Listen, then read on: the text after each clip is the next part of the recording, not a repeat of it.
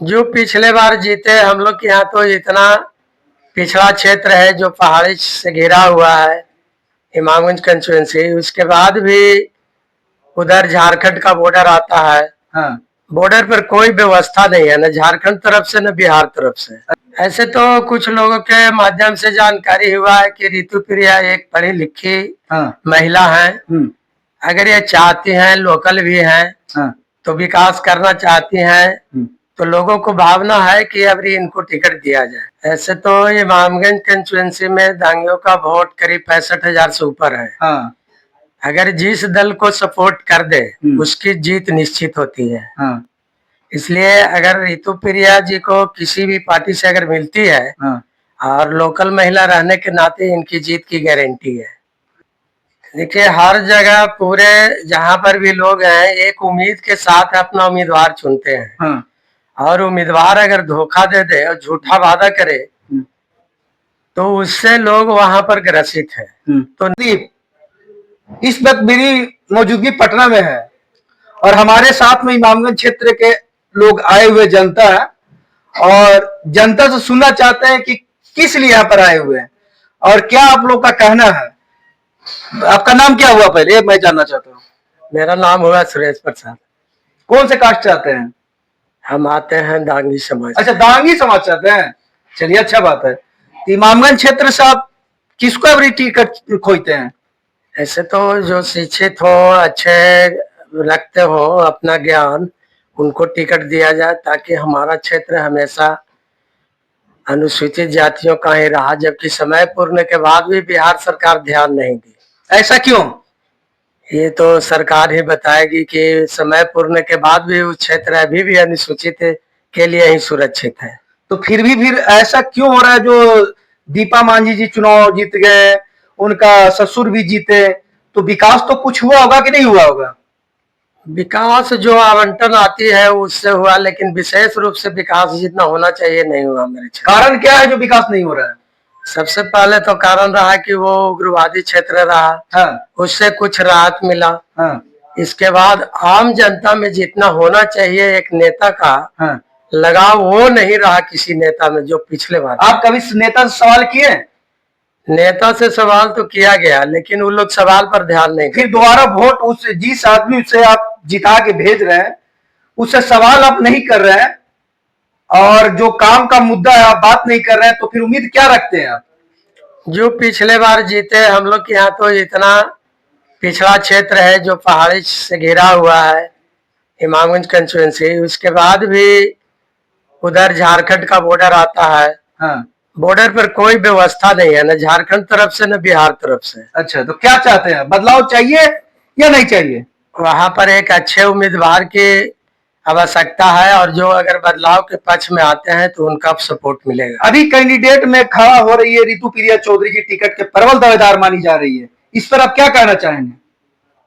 ऐसे तो कुछ लोगों के माध्यम से जानकारी हुआ है कि रितु प्रिया एक पढ़ी लिखी महिला है। अगर ये चाहती हैं, लोकल भी हैं, तो विकास करना चाहती हैं, तो लोगों को भावना है कि अब इनको टिकट दिया जाए। क्या दांगी समाज साथ में आ रहे हैं अब इस बार चुनाव में, 2025 के चुनाव में। ऐसे तो इमामगंज कंस्टिट्यूंसी में दांगियों का वोट करीब 65,000 से ऊपर है। हाँ। अगर जिस दल को सपोर्ट कर दे उसकी जीत निश्चित होती है। हाँ। इसलिए अगर रितु प्रिया जी को किसी भी पार्टी से अगर मिलती है, और लोकल महिला रहने के नाते इनकी जीत की गारंटी है। तो आप बताइए कि सुनने में आता है, ये लोग जनता भी कहती है कि दांगी समाज तो मांझी जी के साथ में है, तो कैसे आप उम्मीद कर सकते हैं कि अपने समाज को साथ लाएंगे। देखिए, मांझी जी के साथ शुरू में थे। हाँ। लेकिन परिवारवाद जहाँ चलना शुरू हो गया वहां पर साथ देना उचित नहीं है। ऐसा क्यों। इसलिए कि परिवारवाद में बहुत खामियां होती है। हाँ। जिसमें अपने परिवार के आगे बढ़ने के लिए हर कुछ करना चाहते हैं, लेकिन क्षेत्र के बारे में कुछ नहीं। तो सिर्फ परिवार को आगे बढ़ाए हैं, क्षेत्र में जितना विकास होना चाहिए नहीं हुआ। मांझी जी सिर्फ अपने परिवार को आगे बढ़ाए हैं या जनता को भी कुछ सेवा किए हैं, काम किए हैं इमामगंज क्षेत्र में। जनता सेवा में मांझी जी सिर्फ इतना ही किए कि जितना आवंटन मिला अपना पटने से बैठे बैठे कुछ लोगों को लाभ दिए। अच्छा। और बाकी जनता पर कोई ध्यान नहीं। मतलब जनता पर कोई ध्यान नहीं है। छोटे छोटे कामों के लिए कभी भी वो चर्चा नहीं की है। अच्छा, तो इतना लोग दिखा रहे कि हमने रोड सड़कें बनवाया, हमने पुल बनवाया, इस पर आप क्या कहना चाहेंगे? पुल और सड़कें, शिलान्यास भी दिखा रहा है, इस पर आप क्या कहना चाहेंगे? शिलान्यास करना एक आम बात हो गई है नेताओं को। हाँ। लेकिन उसका बन जाने के बाद उद्घाटन होना चाहिए, सबसे मुख्य बात यह है। अच्छा। ना कि शिलान्यास। शिलान्यास तो कामों की बहुत होती है, लेकिन काम पूर्ण होने के बाद उद्घाटन का समारोह कुछ और होता है। अच्छा। इसलिए हम लोग चाहते हैं कि इस क्षेत्र में उद्घाटन का काम हो। अच्छा। ना कि शिलान्यास का। अच्छा, तो पटना में क्या करते हैं आप? पटना में क्या करेंगे? हम अपना जीवन जीविका के लिए कुछ काम करते हैं। अच्छा, तो आप वोट देने के लिए जाइएगा इमामगंज क्षेत्र में? निश्चित जाएंगे। तो आप लोगों को समझाइएगा। समझाना क्या है, लोग खुद समझते हैं आजकल। कम से कम तो लोग तो ये भी तो समझते हैं कि पैसा जिधर दिया उधर लोग पल्ला बदल देते हैं। इस पर आप क्या कहना चाहेंगे? पैसे के भूखे कुछ लोग होते हैं, शिक्षित लोग नहीं होते हैं। शिक्षित, सुनने में आया कि शिक्षित लोग भी चले जाते हैं। शिक्षित लोग जिनका अगर समझ नहीं है, हाँ। जो अभी 12वीं शताब्दी में घूम रहे हैं, हाँ। वो पैसा लेकर किसी को भी दे सकते हैं। 12वीं शताब्दी में फिर अभी तक घूम रहे हैं लोग? हाँ, घूम रहे हैं। शिक्षित होकर के भी? शिक्षित होकर भी एक अशिक्षित जैसा व्यवहार कर रहे हैं। ऐसा क्यों कर रहे हैं व्यवहार?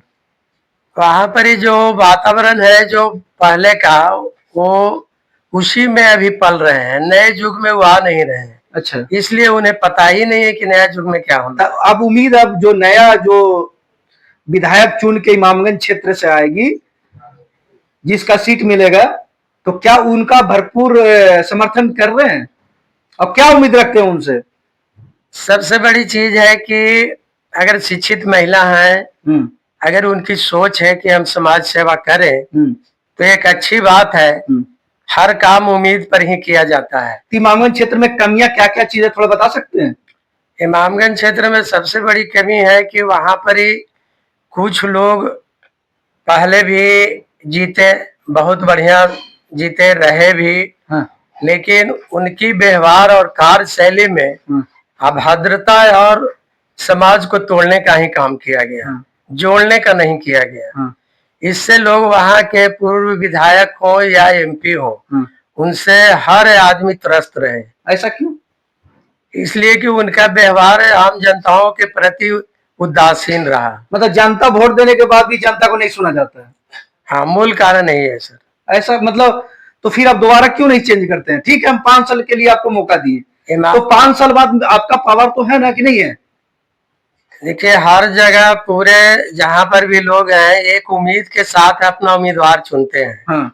और उम्मीदवार अगर धोखा दे दे और झूठा वादा करे, तो उससे लोग वहां पर ग्रसित है। तो नए उम्मीदवार की चाहत बहुत बड़ी होती है और उसी चाहत के साथ ऋतु प्रिया को साथ देंगे लोग। अच्छा, मतलब दांगी समाज पूरा आ रहे हैं? नहीं, दांगी समाज नहीं, पूरे समाज आएगा वहां पर इमामगंज कंस्टिट्यूंसी का। क्या कहना चाहेंगे आप इमामगंज की जनता से? इमामगंज की जनता से तो हम यही बोलेंगे कि एक पढ़े लिखे अच्छे उम्मीदवार को चुनिए, और लोकल भी है इमामगंज के। और वहां पर देश आजाद हुआ था, उस समय जगलाल महतो विधायक बने थे। उसके बाद फिर एक और विधायक,